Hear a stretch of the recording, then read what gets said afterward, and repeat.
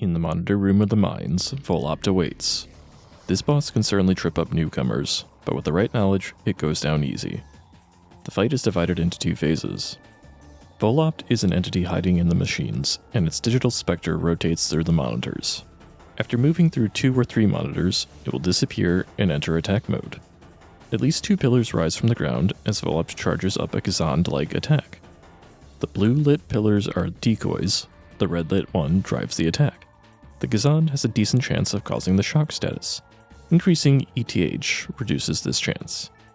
After the first attack, hit the red pillar to end the cycle.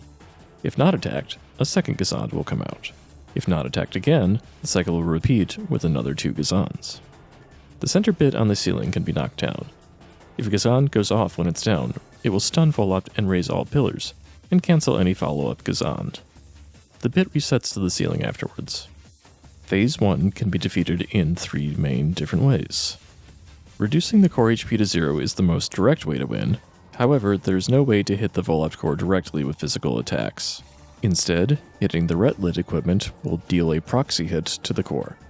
The mechanics here are some of the most peculiar and counterintuitive in the game. Only when the screen shakes and Volopt cries out is core damage being applied. Attacking too quickly will not transfer damage, so it is best to space out attacks. With the right timing, Volopt can be mostly stun-locked, which is important for stretching out the cycle as long as possible. Consider not using combo attacks if that helps get the timing. Damage applied to the core is different from damage dealt to the attacked component.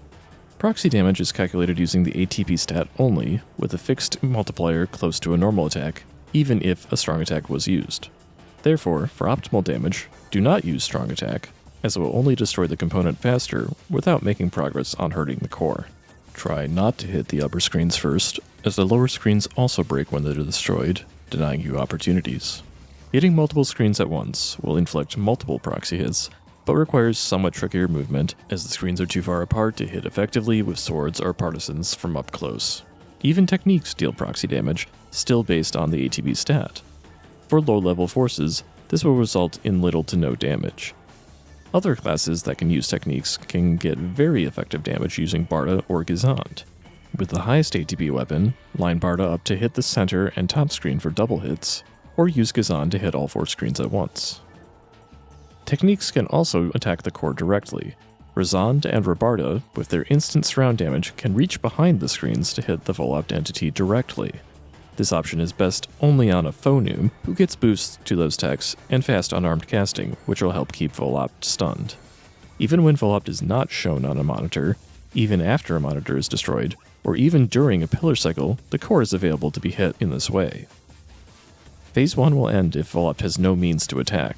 Destroying all 6 attack pillars one by one won't be very efficient, as there is more total HP to cut down, and the red pillar is randomly chosen, making it hard to fight without getting zapped.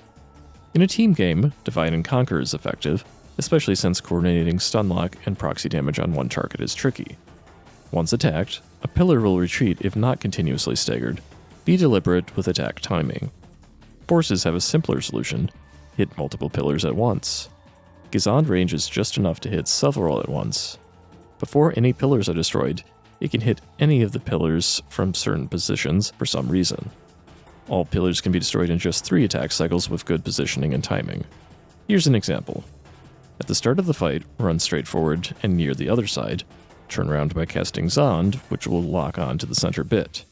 Relock the camera, and move forward slightly, just enough to see a target lock with Gazond. When the first 2 pillars pop up, if they are adjacent and not on opposite sides of you, unleash Gazond repeatedly until the pillars pop. If they're not in an ideal position, you may want to take the hits and wait for the next cycle. An additional pillar shows up on each subsequent cycle. Once 2 pillars are down, walk between them and face the opposite wall, again using Zond to lock onto the center. Walk up to the center and wait for the remaining pillars to appear. With perfect positioning, Gazond can hit 4 pillars from the center, 2 in front and 2 on the sides. There's a neat variant of this strategy that is a bit excessive to go for with a new character, but is worth mentioning nonetheless, and can also be used in later difficulties. With a very well-fed mag, it is possible to take out all the pillars in one shot. At 100 Photon Blast gauge, knock down the center bit, move to the center, and wait for Volopt to prepare Gazond. Unleash the Pilla Photon Blast right before it shoots. On starting the Photon Blast, you gain invincibility. The Gazant goes off and stuns Volop slightly after, and then the Photon Blast will hit all pillars. Varla can also work with high enough stats. For the second phase, Volop descends as a large killing machine. This form is simpler to deal with, no tricky proxy mechanics, and it can be hit at any time. The machine has 5 parts that operate on a mostly fixed cycle. First up, the missile launcher will turn towards you and launch missiles. These can be outran, but it's not too hard to outsmart this attack. Standing in certain spots can cause the missiles to circle around you. Also, if the missile launcher is off-screen, no missiles will come out. Next, the Crusher will begin a lengthy telegraph. There are several seconds to get damage in. Right before it strikes, it opens its vents and charges up. This is the cue to run away. Just keep running in a straight line away. The Crushers from the ceiling crash down 3 times, maybe 2 if you sneak out of range. The Crush attack repeats. Try to get a few more hits in while the laser locks on. It's possible to get stuck inside Volopt when doing melee combos. You'll be pushed out just before the Crusher comes down. Hold the control stick to run away while you can't move, and the momentum will be enough to avoid the hit. After this, Volopt's heal module opens up and heals each part for a small amount of HP, another free opportunity to attack. Now for the big one. Volopt will turn towards you and shoot a slow-moving orb. Dodge out of the way, or it will trap you and deal a massive amount of damage. The orb moves and turns very slowly and can be juked fairly easily. Otherwise, it can just be outran. After the orb, the cycle resets, and the next attack will be the missile launcher. It's possible to stand in a precise location close to Volopt to not have to move against the missiles. Hitting Volopt at the right moment can cause an attack to be skipped, so pay attention to which part is attacking. Each part has its own HP pool and can be broken off. Damage to any part counts against the core HP, so don't worry much about which part to hit. Hunters can use brute force using their best brand or knife. A sword or partisan can hit several parts at once from the front, though it's tricky and might not be worth it.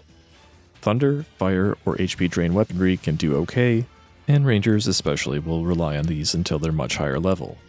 Gizand, uniquely, can hit multiple parts at once, and with Volop's weakness as lightning, this makes short work of Phase 2. Although only one damage number seems to appear, the damage from hitting multiple parts appears all in the same place. Stand close to reach all 5 parts. After 4,000 damage, Volopt is finally destroyed. Hopefully, the Ruins pillars have been activated. Otherwise, return to Forest 2, Cave 2, or Mine 2 and activate them, then return to the unsealed door. Happy hunting!